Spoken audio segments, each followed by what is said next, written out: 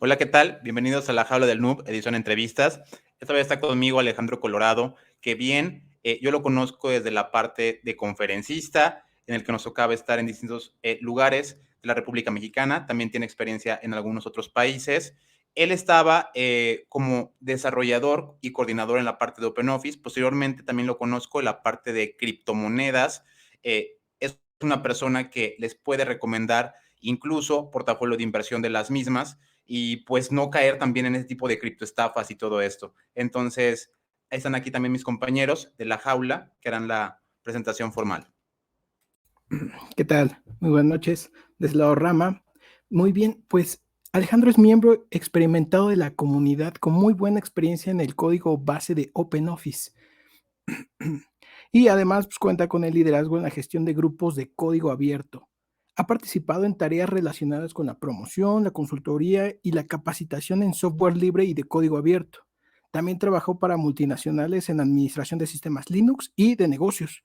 Cuenta con una trayectoria profesional desarrollada en la rama de TI en Estados Unidos, Europa del Este, Oeste y también en América Latina. Pues mucho gusto de tenerte aquí, Alejandro. Espero que estés muy bien. Bienvenido. Gracias por tenerme aquí, un placer estar con ustedes. Buenas noches, bienvenido. Gracias. Y bien, Alejandro, me gustaría que nos comentaras cuándo empezaste con esto de la informática en tu vida y cuándo te acercaste por primera vez a lo que venía siendo, pues tocar así una computadora, decir, esto me interesa, ya lejos de que ahora eres un experto en otras áreas como blockchain y criptos, pues ¿cómo empezaste ahora sí que a tocar la informática? Claro, sí, bueno, ¿cómo se llama? Declarar mi edad también. ya, ya llovió, como decimos aquí, de cuando empecé en la era de Ultraman y Doogie Howser, en donde veías en la televisión y veías, si fuiste suficientemente joven para ver la serie, y tenías a este chico en una Commodore 64 programando o blogueando en ese tiempo, no se le llamaba blogueo, pero sí, básicamente yo empecé por ahí de los años 80, del 86 quizás, aproximadamente, y bueno, empecé en la escuela en donde iba, hubo pues actividades intramuros, y una de esas actividades era pues un colegio de informática en donde te enseñaban, la idea es que te enseñaran robótica, empezando con las bases en lo que sería la computación, ¿no? Todo esto después me fui a enterar que era un programa de Seymour Papert. Seymour Papert es uno de los grandes educadores del MIT en los años 70, 60, y donde pues básicamente desarrolló este robot para que los niños pudieran físicamente pues dibujar sobre básicamente era como un tipo de plotter, pero en lugar de ser una impresora ploteadora, pues básicamente era un robotcito que iba y diseñaba formas geométricas dentro de un papel. Esto para darle una característica más física o la conexión más física de la lógica de los números y las matemáticas a la impresión en un papel, ¿no? Vía coordenadas. Y bueno, uno de los logros también de Simon Papert y otros científicos del MIT en ese tiempo era el famoso software Logo, el de la tortuguita. Y creo que había uno que se llamaba Karel el robot. Entonces, pues básicamente esos fueron mis inicios de la informática, cuando, como muchos decían, cuando todavía era muy divertida. Y básicamente cualquier persona que tuviera el acceso y los medios, pues básicamente podía desarrollar este pensamiento lógico y este pensamiento abstracto y transformarlo en algo físico, como podía ser un diseño, un dibujo, etcétera, etcétera, vía la lógica de lo que serían las matemáticas, pero no las matemáticas tradicionales de la tabla de computación, sino una matemática más de alguna manera imaginativa, ¿no? Y bueno, este sentimiento fue el que pues desarrolló programa educativo en mí, y bueno, pues yo realmente a esa edad no tenía tanta perspectiva sobre todo lo que estaba haciendo. Simplemente me emocionaba estar en la computadora y poder programar en BASIC y poder hacer que el cursor se moviera de lugar o se cambiara de color, etcétera, etcétera, etcétera, ¿no? Entonces, pues esos fueron mis primeros pasos en la informática. Tendría aproximadamente unos 8 años, quizás. Entonces, eso sería los primeros pasos. Ya más adelante me fui desvirtuando un poco más con los videojuegos.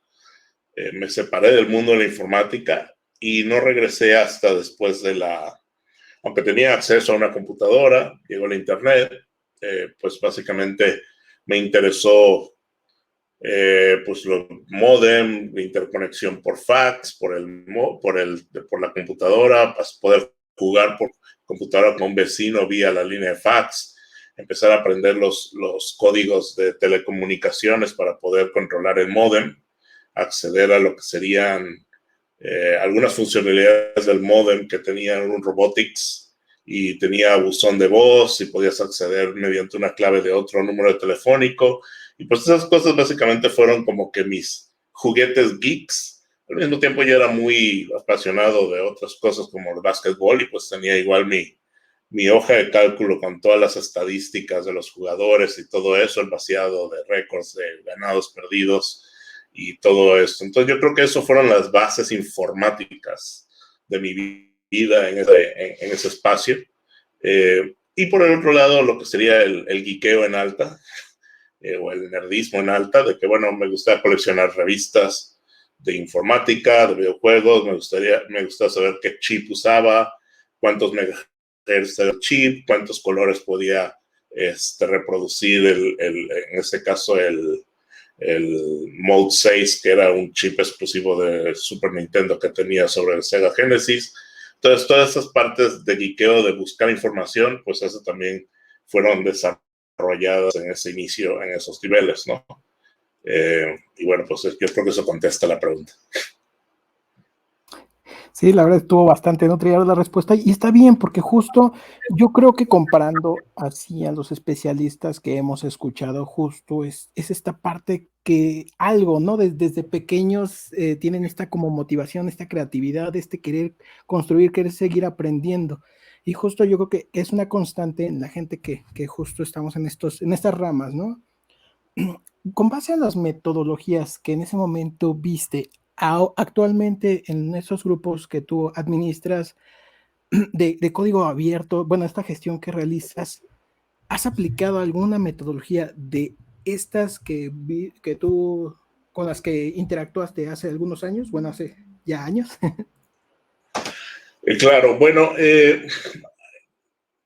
realmente encontré y redescubrí toda esta parte porque estuve trabajando con el proyecto de One Laptop Per Child en el año 2011, 2010. Y ahí fue cuando tuve un poco más de conocimiento y perspectiva y me hizo reflexionar, este era el programa en donde yo inicié, en mi casa, entonces, o en mi ciudad. El punto es que pues eso fue lo que a mí me dio perspectiva.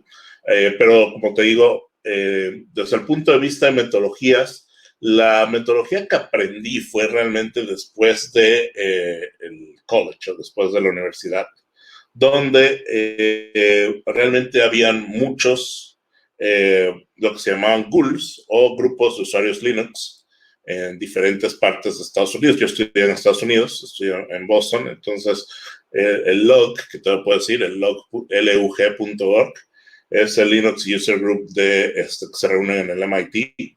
Entonces ahí fueron mis primeros idas al MIT y conocer a los maestros y conocer los proyectos y conocer toda la parte dura de Linux.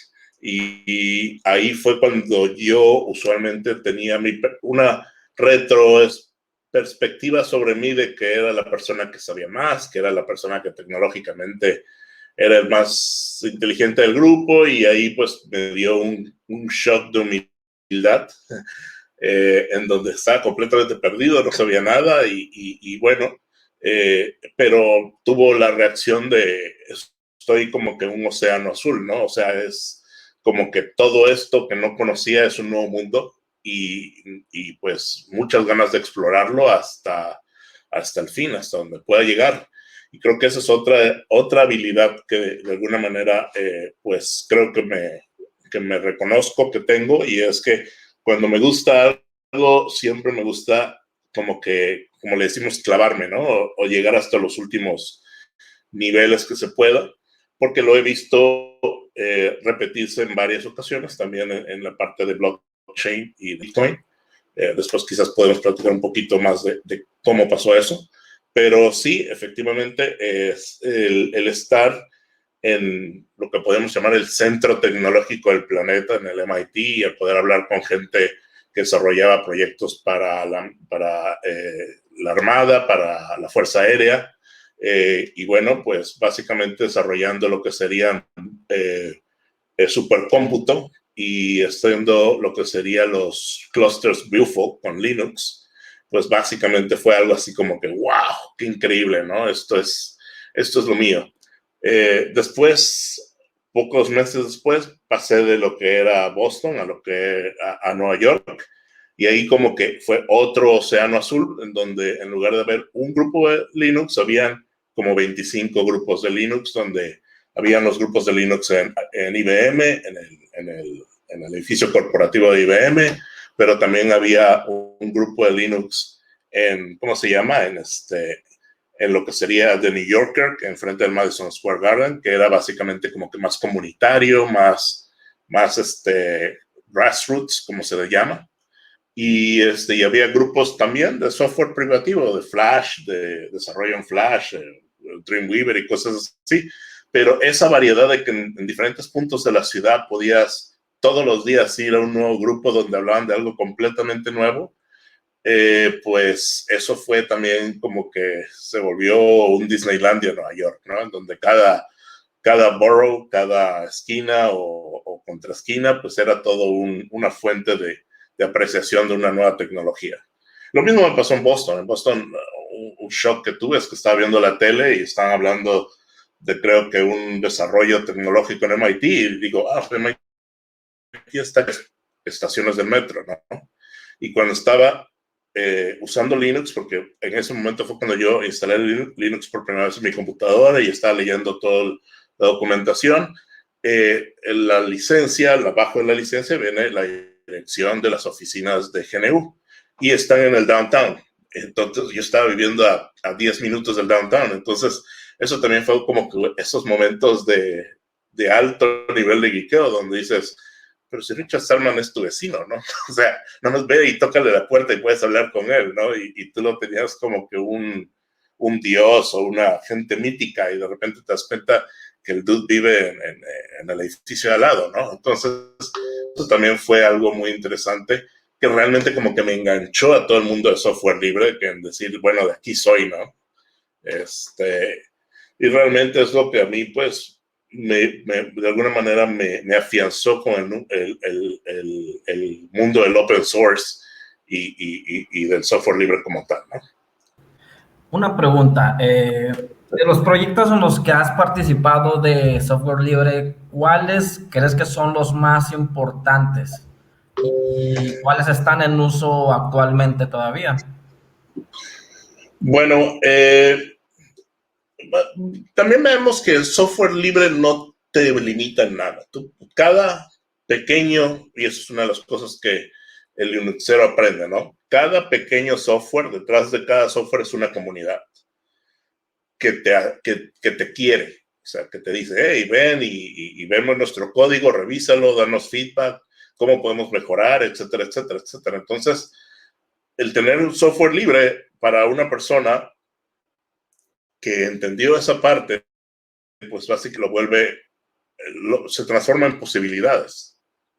Puedo yo especializarme en GNOME, o puedo especializarme en KDE, o puedo especializarme en OpenOffice o en Mozilla, o puedo especializarme en el comando ls del toolkit de GNU. O sea, las dimensiones pueden variar, o puedo hacer las tres si quiero, si me da el tiempo, ¿no?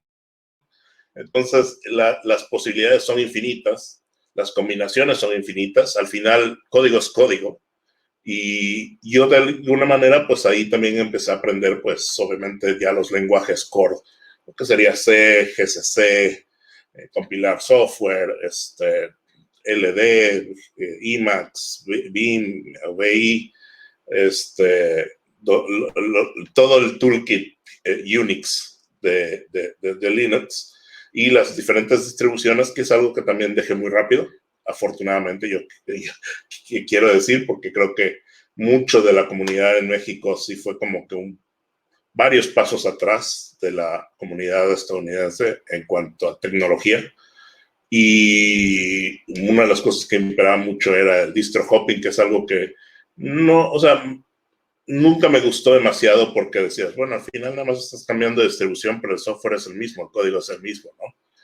Entonces, en lugar de estar, entiendo que el hardware es importante, pero en lugar de estar viendo qué hardware te funciona mejor dedica ese tiempo a conocer a los desarrolladores que están haciendo cosas y que están cambiando el mundo de alguna manera. Siento que es un poco más trascendente, y ve qué hacen y trata de apoyar, ¿no?, al movimiento, ¿no?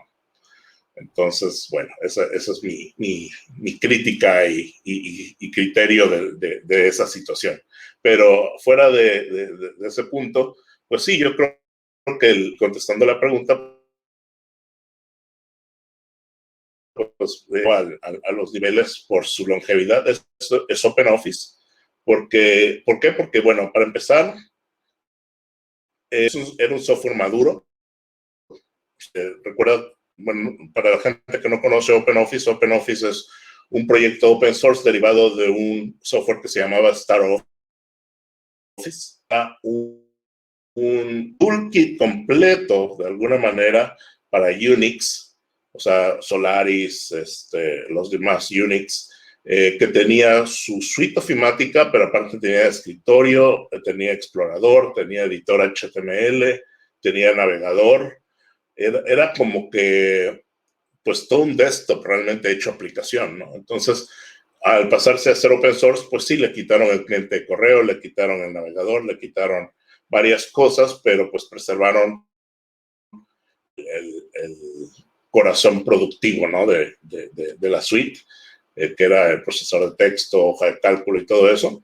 Pero aparte te dan un toolkit y aparte te daban, pues, diferentes tecnologías que tú podías reutilizar para crear tu propio software, así como lo hizo GNOME en su tiempo y KDE, ¿no?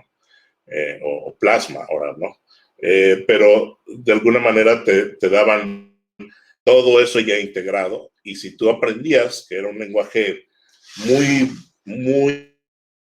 verboso, similar a Java, pero en C++, pero por el otro lado era una tecnología que tenía el potencial de crecer mucho. Lamentablemente no fue así, pero el software como tal de OpenOffice pues siempre tuvo el aprecio. Ahorita ya pues LibreOffice surgió, yo te hablo décadas antes que surgiera LibreOffice, pero de alguna manera la comunidad también era muy grande, diversa, se quería especializar en diferentes áreas que estaban interesantes, como la parte de negocios, la parte de educación, la parte de mejora del user experience o del UX.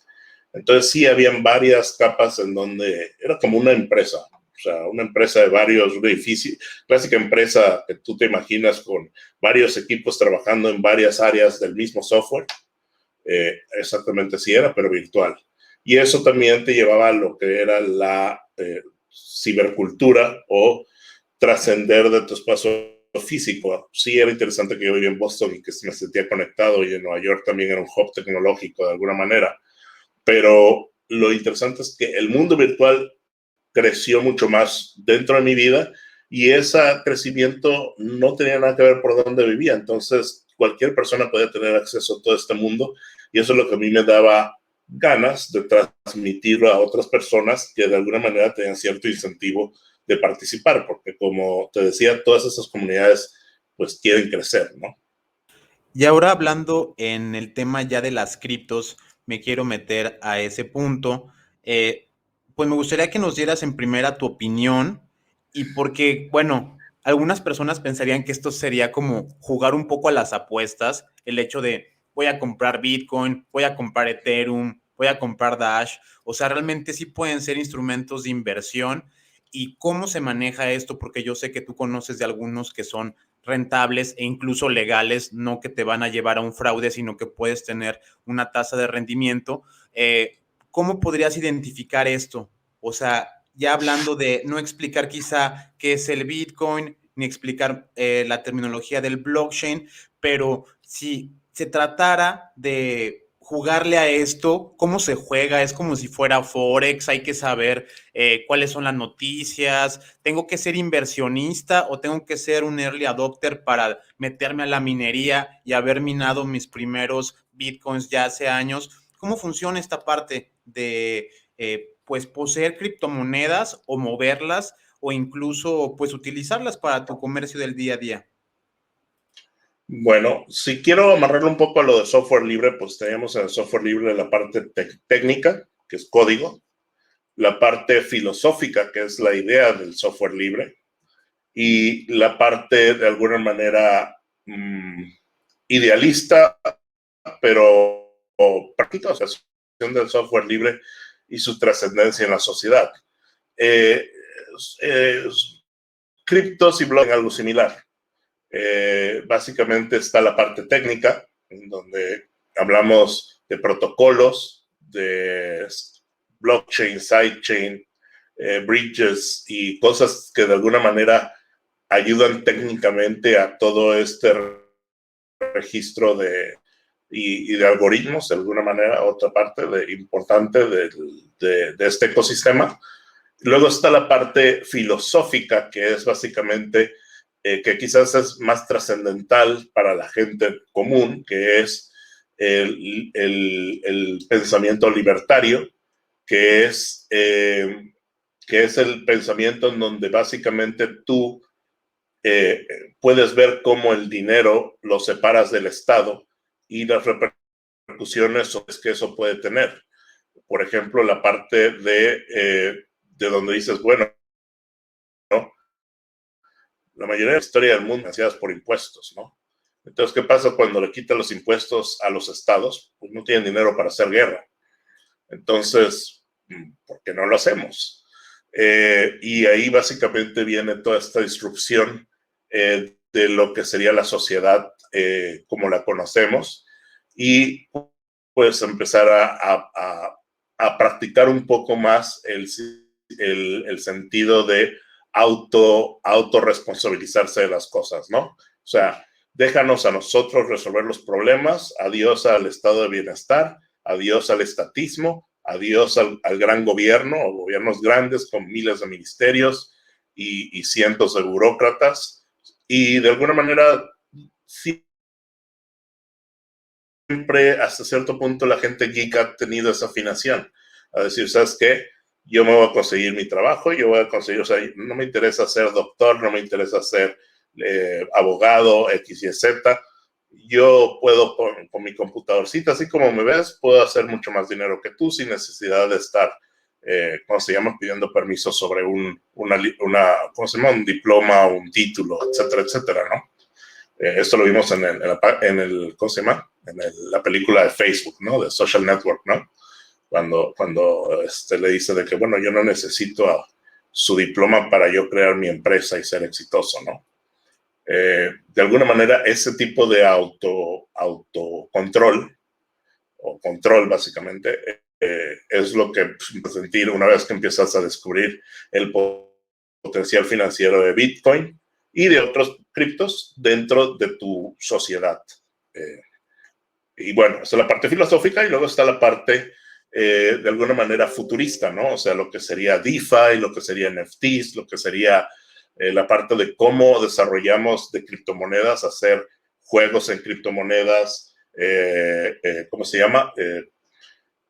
Fondos de inversión, fondos de inversiones de alto impacto, por ejemplo, las DAOs, lo que son las organizaciones autónomas descentralizadas, que básicamente son, o dApps también, que son aplicaciones descentralizadas, que básicamente no dependen de una página y un dominio web, sino que viven en el blockchain, entonces son imposibles de hacer censorship en estas, ¿no? Y también, pues por varias cosas políticas, pues tuvo más relevancia ahora que las redes sociales, pues parecen estar muy manipuladas y censuradas, ¿no? Inclusive a niveles de ley, en donde ya pasan leyes, en donde los políticos pueden bloquearte, demandarte, etcétera, etcétera, etcétera, ¿no? Entonces sí es un punto interesante sobre lo que es, o una reacción a lo que está pasando en el mundo moderno, ¿no? Ahora, me decías de lo de consejos, pues depende mucho. Ya blockchain y el ecosistema tiene más de 10 años de haberse creado, entonces la evolución es muy diferente y también las repercusiones son diferentes dependiendo en dónde te encuentres. No es lo mismo ser un bitcoinero en México que ser un bitcoinero en Venezuela o en Argentina, etcétera, etcétera. Entonces, sí o en Estados Unidos, entonces sí cambia mucho dependiendo de tu zona geográfica. También la escena Ponzi cambia mucho. Al ser dinero, pues obviamente siempre pues va a haber scammers y va a haber gente que va a querer tomar tu dinero. La forma de que tú puedes protegerte es básicamente haciendo tu propia investigación, do your own research, o DYOR, que sería como un RTFM, o RTF manual, para que tú sepas en dónde te estás metiendo. No simplemente vayas con ¿cómo se llama? Con las masas o con la idea de culto, de decir, sí, esto va a cambiar tu vida y deme su dinero, ¿no? Y en Cancún, yo vivo en Cancún, hubo varias de estas pirámides y fuimos a unas nada más para enterarnos cómo atraen a la gente y es increíble el nivel de lavado de cerebro, pero que esto no depende de blockchain. Esto es básicamente la persona que se dedica a hacer estas pláticas, los hace de Herbalife, los hace de Tupperware, los hace de todo. O sea, blockchain nada más es el sabor de la semana, es el mismo speech. No tiene que ver con Bitcoin, simplemente Bitcoin es lo que iba a ser la razón por la cual iba a recibir dinero. Pero igual Herbalife, igual vitaminas, igual pudo haber sido cualquier cosa, la estructura del Ponzi es la misma. Entonces no veas las cosas como que Bitcoin creó las Ponzis o las atrajo, simplemente las pirámides estaban ahí desde siempre y ahora agarraron Bitcoin, ¿no? Entonces eso te puedo decir. Sobre lo de minería, es parte del do your own research, no todas las monedas usan mineros, están las que usan masternodes o masternodos, están las que participan en la red de diferentes formas, teniendo saldos o proof of stake en la red y puedes votar sobre las diferentes decisiones que se va a hacer a nivel de blockchain o a nivel de software. Hay dApps que te dan, por ejemplo, o juegos que te dan tokens de gobernanza donde estos tokens pues te ayudan a decidir el futuro del juego, ¿no? Ok, la verdad es que está muy interesante. La verdad es, ya cuando lo escuchas, quizá para quien nos está escuchando, si es quizá un poco complejo tratar de construirse la idea acerca de lo que te estás refiriendo, pero pues básicamente es como de un proyecto tan bueno, hay gente que le está sacando este provecho, ¿no? Está sangrando a otras personas, pues con ideas que pues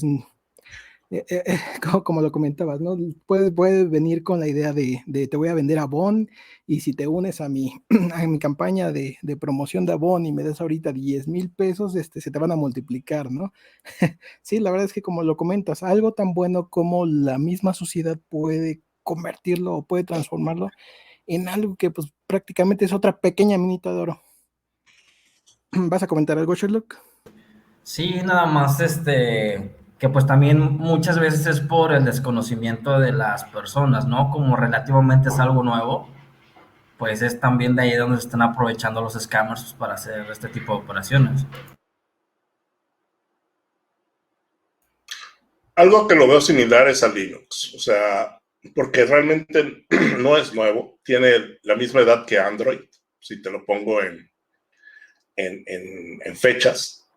Cuando salió Android en el 2009, salió Bitcoin. Pero el punto es que, a diferencia de Android, que es una tecnología push, donde Google se empujó Android en la garganta de todo el mundo, Bitcoin es una tecnología pull, que lo podemos comparar con Linux y Microsoft, o Linux y Apple. Apple empujaba su producto en todos los niveles, mientras que Linux ahí está, y si lo quieres lo usas, y si no quieres, pues también. Entonces, eso hizo que la mayoría de la gente nunca se enterara de Linux, aunque Linux ahí estuvo desde siempre, desde los 90s.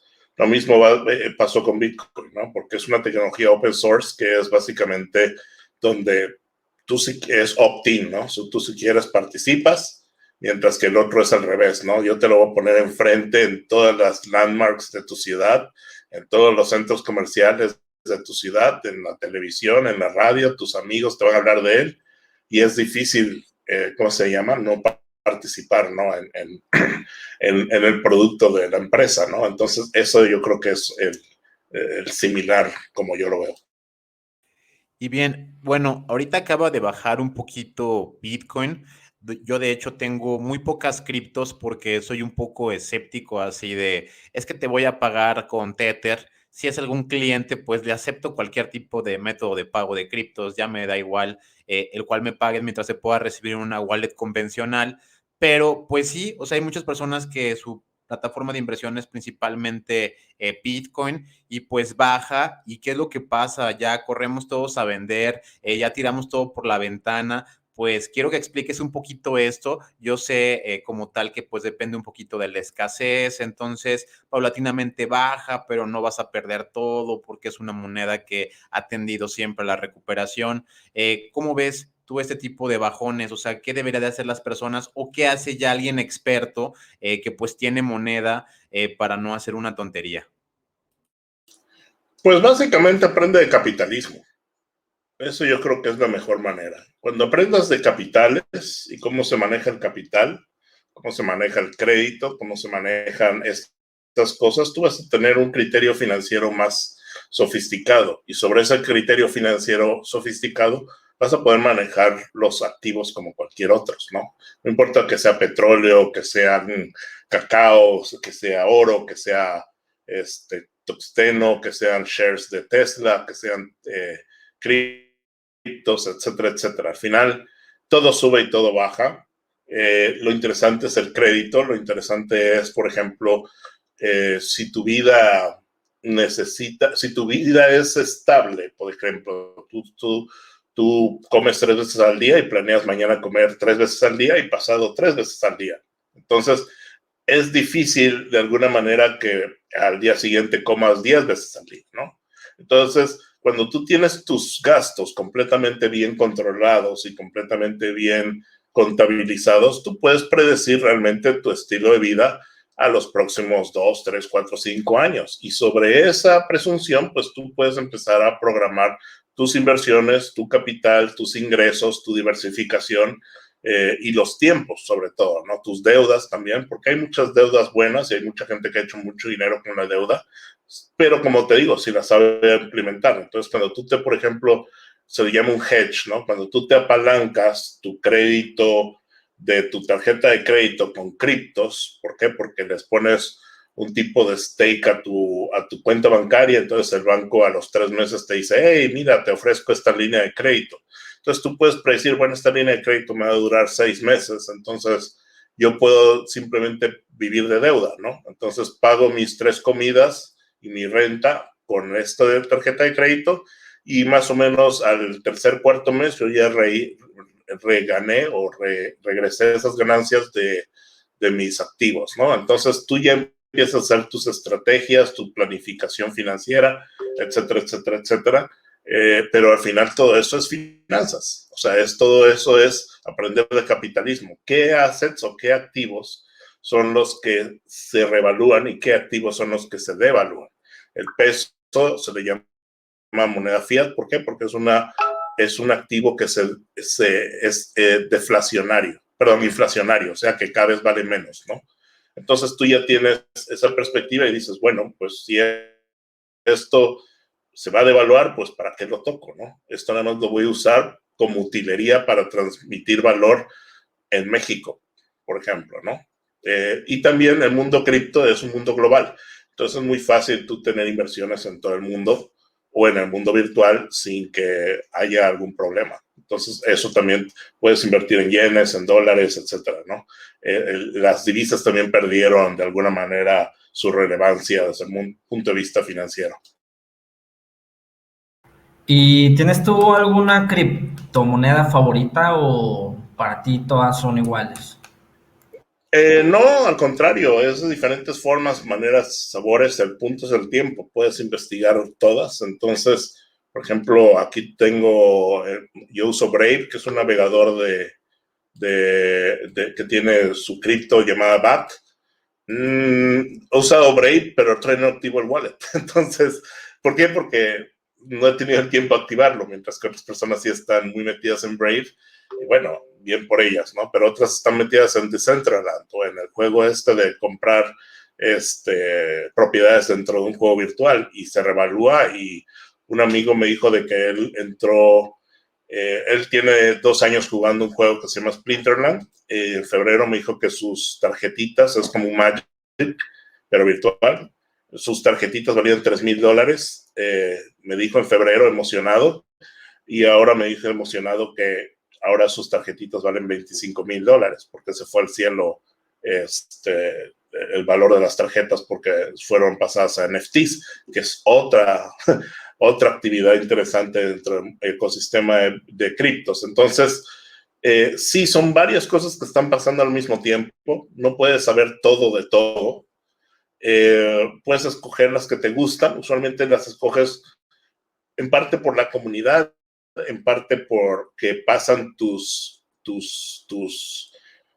lineamientos, ¿no? O sea, ya sea éticos, técnicos o simplemente de predicción. Yo creo que esta moneda va a llegar lejos, entonces pues me pongo a investigar y me pongo a participar en esta comunidad para que pues pueda ganar mucho de este tipo de token, y cuando esta se vaya al cielo, pues obviamente yo saque mucho provecho, ¿no? De todo esto, ¿no?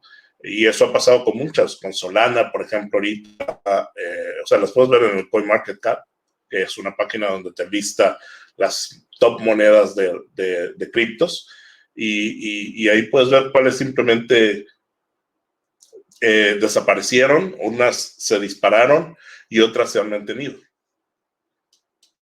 De hecho, actualmente, antes de entrar a esta reunión, estaba en un space de Twitter de la comunidad de Bitcoin Cash Argentina, y pues hablaba un poco sobre los problemas de Bitcoin de ahora, porque, bueno, el Bitcoin tiene el Lightning Network, y Lightning Network introduce algunas cosas que rompen con estos límites que yo te había dicho, parámetros que alguien pues hubiera valorado, ¿no? O sea, el valor de la descentralización. Entonces, pues bueno, eso es yo creo que decisión de cada uno. Investiguen y comenten. Cada moneda tiene su Discord, su Telegram, entonces pueden hablar con quien quieran. Hay versión en español, versión en inglés, entre más grande obviamente mejor, versión nacional, que si México, o sea, BCH México, BCH Argentina, BCH Venezuela, etcétera, etcétera, ¿no?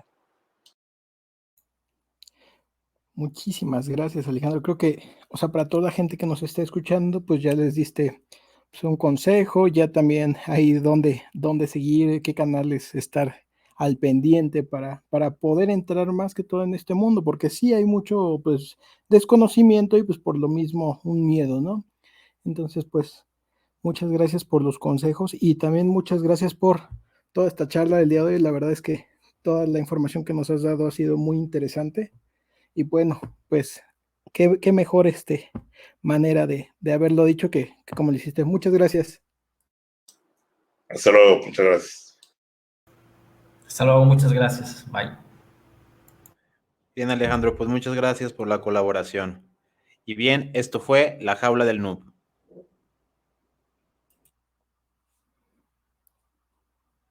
Uy, creo que ya se fue, ¿verdad? ¿Se te fue? Sí, listo. Ya, prisa. Pues se hubiera esperado un poquito.